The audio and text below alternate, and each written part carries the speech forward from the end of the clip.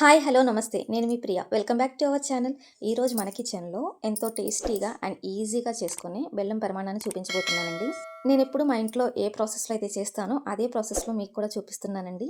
మనకెప్పుడైనా sweet తినాలనిపించినప్పుడు గానీ, ఇంటికి చుట్టాలొచ్చినప్పుడు గానీ, లేదు మన ఇంట్లో ఏదైనా అకేషన్ జరిగినప్పుడు అప్పటికప్పుడు చాలా ఈజీగా ప్రిపేర్ చేసేసుకోవచ్చండి. చేయడం కూడా చాలా సింపుల్. టేస్ట్ కూడా చాలా బావుంటుంది. నేను చెప్పబోయే ఈ కొలతలతో ఒకసారి ట్రై చేసి చూడండి. చాలా బాగా కుదురుతుంది. ఇంకా ప్రాసెస్‌లోకి వెళ్ళిపోదామా? ముందుగా మన ఇంట్లో ఉన్న ఏదన్నా ఒక గ్లాస్‌ని గానీ, గిన్నెని గానీ కొలతకి తీసుకోండి. ఆ గ్లాస్‌తో ఒక గ్లాస్ బియ్యాన్ని తీసుకోవాలండి. నేనిక్కడ స్వర్ణ బియ్యాన్ని తీసుకున్నానండి. ఎప్పుడైనా పరమాన్నం చేసుకోవడానికి రేషన్ బియ్యం అయితే టేస్ట్ చాలా బావుంటుందండి. మీకు ఒకవేళ అవైలబుల్‌లో ఉంటే డెఫినిట్‌గా ట్రై చేయండి. ఇలా బియ్యాన్ని 2, 3 సార్లు వాష్ చేసి, మళ్ళీ కొంచెం వాటర్ పోసుకొని, ఒక హాఫ్ అన్ అవర్ గానీ, 1 అవర్ గానీ పక్కన పెట్టుకోవాలండి. అంటే బియ్యం కడిగి మనం నానబెట్టుకోవాలి. అప్పుడు మనకి పరమాన్నం టేస్ట్ బావుంటుంది. చాలా ఈజీగా గూడా అయిపోతుంది.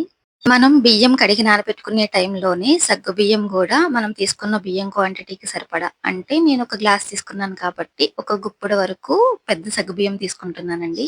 వీటిని గూడా కడిగి నానబెట్టుకుంటున్నాను. ఇప్పుడు స్టవ్ వెలిగించి ఒక గిన్నెని పెట్టుకొని నేనైతే ఇత్తడి గిన్నె తీసుకున్నానండి. పరమాన్నం చేయడానికి స్టీల్ గిన్నె అయినా పర్వాలేదు. ఏదైనా తీసుకోవచ్చు. ఈ గిన్నెలో ఒక గ్లాస్ బియ్యానికి 5 గ్లాసుల వరకు పాలని యాడ్ చేస్తున్నానండి. ఒక 2 గ్లాసుల వరకు వాటర్‌ని యాడ్ చేస్తున్నానండి. నేనెప్పుడు ఏ ప్రాసెస్‌లో అయితే చేస్తానో ఆ ప్రాసెస్ మీకు చూపిస్తున్నాను. ఒకవేళ మీరు మొత్తం పాలతోనే చేసుకోవాలి అనుకుంటే వాటర్‌ని అవాయిడ్ చేసి ఆ వాటర్‌కి బదులుగా పాలని యాడ్ చేసుకోండి. ఇప్పుడు పాలు మరిగేలోపు మనం ముందుగానే కడిగి నానబెట్టుకున్న బియ్యాన్ని చూపిస్తున్నాను. చూడండి చక్కగా నానిపోయింది కదా! సేమ్ అదే టైంలో సగ్గుబియ్యంని కూడా నానబెట్టుకున్నాం కాబట్టి అవి కూడా చక్కగా నానిపోతాయండి. ఇప్పుడొకసారి మధ్య మధ్యలో పాలను చెక్ చేసుకుంటూ ఉండండి. ఎందుకంటే ఒకేసారి పొంగిపోతాయి కాబట్టి. మనం మధ్య మధ్యలో చూసుకుంటూ ఉండాలి. పాలు పొంగుతున్నాయా? ఇంకా నార్మల్‌గానే ఉన్నాయా అని. ఈ ప్రాసెస్ చేస్తున్నప్పుడు మనం ఫ్లేమ్‌ని మీడియంలో పెట్టుకోవచ్చు. మనకి పాలు ఎప్పుడైతే పొంగుతున్నాయి అనిపిస్తుందో అప్పుడు ఫ్లేమ్‌ని సిమ్‌లో పెట్టుకొని, దానిలో మనం ముందుగానే కడిగి నానబెట్టుకున్న సగ్గుబియ్యాన్ని యాడ్ చేసుకోవాలి. సగ్గుబియ్యం, బియ్యం 2 ఒకేసారి వేయగూడదండి. ఎందుకంటే ఒకేసారి వేస్తే సగ్గుబియ్యం సరిగ్గా ఉడకవు కాబట్టి మనం ముందుగా సగ్గుబియ్యాన్ని యాడ్ చేసుకోవాలి పాలలో. మనం వేసుకున్న సగ్గుబియ్యం ఆ పాలలో చక్కగా ఉడికి ఒక 60% వరకు కుక్ అవ్వాలండి. అవి మనకి ఉడికినయా లేవా అనేది ఎలా తెలుస్తుంది నేను చూపిస్తున్నాను. ఇలా పాలలో సగ్గుబియ్యం ఎప్పుడైతే పైకి తేలినట్టు కనిపిస్తాయో అప్పుడు ఉడికినయి అని అర్థమండి. అంటే పూర్తిగా ఉడికిపోయినట్టు కాదు. ఇంకా కొంచెం పలుకుంటుంది. ఈ టైంలో మనం కడిగి నానబెట్టుకున్న బియ్యాన్ని కూడా ఈ పాలలో యాడ్ చేసేసుకోవాలి. ఇలా బియ్యాన్ని కూడా పాలలో వేసుకున్న తర్వాత మొత్తం చక్కగా ఇలా ఒకసారి కలిపేసుకోవాలండి. ఈ ప్రాసెస్ చేస్తున్నప్పుడు మనం ఫ్లేమ్‌ని సిమ్‌లోనే పెట్టుకొని చేసుకోవాలండి. ఎందుకంటే బియ్యం, సగ్గుబియ్యం 2 మనకి చక్కగా ఉడికిపోవాలి కదా! అందుకనే సిమ్‌లో పెట్టే ఈ ప్రాసెస్ అనేది మనం చేసుకోవాలి. ఇప్పుడు బియ్యం ఉడికేలోపు మనం బెల్లాన్ని కూడా చక్కగా కట్ చేసుకొని పక్కన పెట్టుకుందామండి. మనం బెల్లాన్ని తీసుకునేటప్పుడే బెల్లం బాగుందా లేదా? లేదు అంటే దాంట్లో ఏమన్నా డస్ట్ అనేది కనిపిస్తుందా అనేది ఒకసారి చూసుకోండి. నేను తీసుకున్న బెల్లం అయితే చాలా బావుంది. అందుకని నేను డైరెక్ట్‌గా వేసేస్తున్నాను. పరమాన్నంలో బెల్లాన్ని ఒక్కొక్కళ్ళు ఒక్కొక్క ప్రాసెస్‌లో యాడ్ చేస్తారండి. పాలు విరగకుండా బెల్లాన్ని ఎలా యాడ్ చేయాలో నేను ఈ వీడియోలో చూపిస్తాను. ఇలా బెల్లాన్ని మనం తురుముకున్నట్టు చిన్న చిన్న ముక్కలుగా అయితే కట్ చేసుకొని పక్కన పెట్టుకోవాలండి. నేను చేస్తున్నట్టయితే చేయమాకండి. ఎందుకంటే నాకిది అలవాటయిపోయింది కాబట్టి నేను చేసేస్తున్నా. మీరు కట్ చేసుకునేటప్పుడు మాత్రం బెల్లాన్ని ప్లేట్ మీద పెట్టి ఇలా నేను చూపిస్తున్నట్టు చాకుని ఇలా కిందకు అంటూ కట్ చేసుకోండి. మన చెయ్యి కట్ అవ్వదు. చాలా ఈజీగా గూడా అయిపోతుంది. నేను ఒక్కొక్కసారి ఒక్కొక్కలాగా చేస్తూ ఉంటాను. నేను అందుకే 2 ప్రాసెస్‌ని మీకు చూపిస్తున్నాను ఈ వీడియోలో. మనం పరమాన్నం చేయడానికి బియ్యాన్ని ఏ గ్లాస్‌తో తీసుకున్నామో సేమ్ అదే గ్లాస్‌తో బెల్లాన్ని గూడా తీసుకొని పక్కన పెట్టుకోండి. ఇప్పుడు మధ్య మధ్యలో ఒకసారి బియ్యం ఉడికిందా లేదా అనేది చూసుకోవాలండి. బియ్యం, సగ్గుబియ్యం 2 చక్కగా ఉడికిపోతే గనక మనం దానిలో బెల్లాన్ని యాడ్ చేసుకోవాలి. ఒకవేళ బియ్యం సరిగ్గా ఉడకలేదు, ఇంకా కొంచెం పలుకుంది అంటే ఇలా గెరిటతో గట్టిగా ఒకసారి మెదిపినట్టు చేయండి. అప్పుడు మనకి ఇంకా కొంచెం తొందరగా ఉడికిపోతుందనమాట.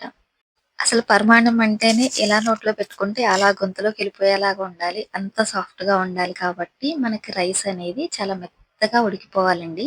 ఇక్కడ ఇంకా కొంచెం పలుకుంది కాబట్టి ఒక 4, 5 నిమిషాలు మళ్ళీ ఈ బియ్యాన్ని ఉడకనిద్దాం. ఇలా పాలలో ఆ బియ్యం అనేది పూర్తిగా ఉడికితేనే మనకి పరమాన్నం అనేది తినడానికి కూడా చాలా కమ్మగా ఉంటుందండి. బియ్యం పూర్తిగా ఉడికిపోయిన తర్వాత మనకి పరమాన్నంలో మంచి సువాసన కోసం ఒక అర స్పూన్ యాలకుల పౌడర్‌ని యాడ్ చేసుకోవాలండి.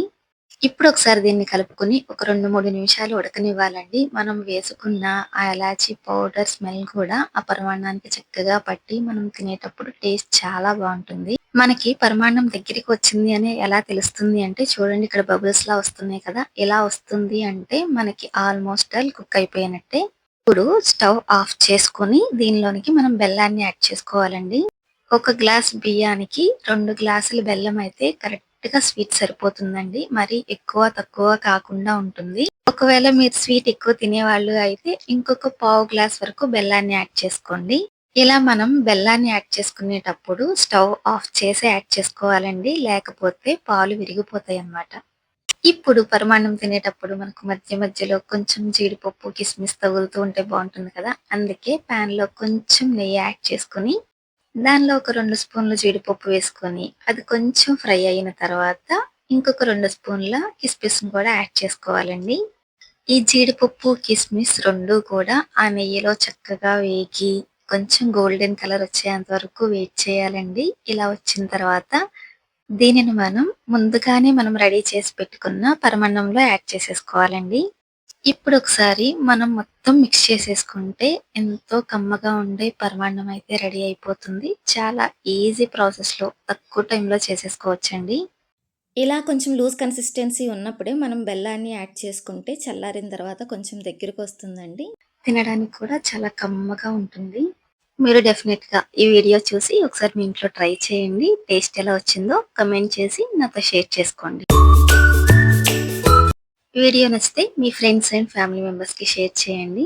ఇలాంటి మరెన్నో quick, easy and tasty recipes కోసం మన ఛానల్‌ని లైక్ చేసి సబ్స్క్రైబ్ చేసుకోండి. Thank you for watching. మళ్ళీ నెక్స్ట్ వీడియోలో కలుద్దాం.